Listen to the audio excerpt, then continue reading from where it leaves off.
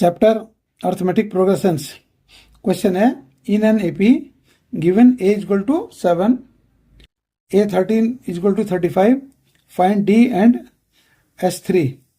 Solution देखिए, इसमें first term a की वैल्यू 7 गिवन है। a13 का मतलब है इसमें टोटल हम केवल 13 टर्म्स की बात कर रहे हैं, तो a13 इक्वल टू 35 गिवन है। अब nth टर्म का फॉर्मूला होता है a plus n minus 1 into D. an 13 मतलब a गिवन है 35 इज इक्वल टू a की वैल्यू 7 गिवन है, प्लस यहाँ n की वैल्यू डायरेक्टली गिवन नहीं है लेकिन इनडायरेक्टली गिवन है n है ना, n 13 है, तो n की वैल्यू आ गई 13 माइनस 1 इंटू डी की वैल्यू हमें फाइंड आउट करनी है। तो यह 13 माइनस 1 12 हो गया, 12d हमने लेफ्ट साइड लिख लिया, तो ये 35 माइनस 7, तो ये आ गया हमारा 28।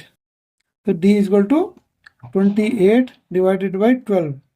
अब ये 4 से कैंसिल हो जाएगा, तो ये आ जाएगा हमारा 3 और ये 4 से कैंसिल होकर 7 आ गया, तो 7/3 ये हमारी d की वैल्यू आ गई।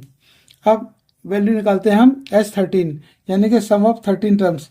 सम ऑफ 13 टर्म्स क्या होता है? SN sum of n terms के सम का फॉर्मूला है n/2 2a plus n minus 1 into d, curly bracket बंद। अब हम S13 की वैल्यू फाइंड आउट करते हैं, तो n का मतलब है 13/2 ब्रैकेट 2 इंटू a की वैल्यू गिवन है 7 प्लस n है 13 माइनस 1 इंटू डी की वैल्यू है 7/3।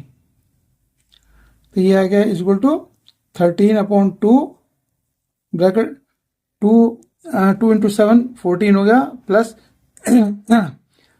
13 माइनस 1 12 हुआ, 12 ये 3 से कैंसिल हो जाएगा 4 टाइम्स और 4 7 जा 28 इज इक्वल टू 13/2 इंटू दोनों ये ऐड किया तो ये आ गया 42, 2 से ये कैंसिल हो जाएगा 21 और 21 को 13 से मल्टीप्लाई करेंगे तो ये आएगा 273।